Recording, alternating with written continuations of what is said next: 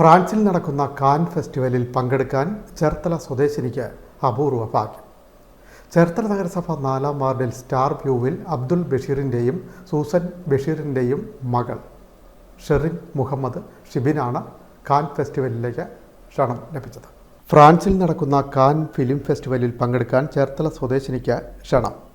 ചേർത്തല നഗരസഭ 4-ാം ward star വ്യൂവിൽ Abdul ബഷീറിൻ്റെയും Susan ബഷീറിൻ്റെയും മകളായ ഷെറിൻ മുഹമ്മദ് ഷിബിനാണ് ഈ അപൂർവമായ ഭാഗ്യം ലഭിച്ചത്.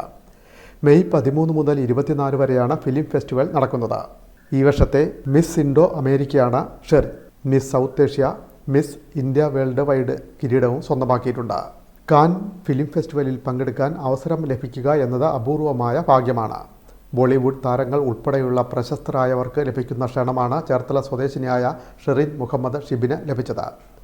ഏറെ സന്തോഷമുണ്ടെന്ന് ഷെറിൻ കാനഡയിൽ പ്രതികരിച്ചു.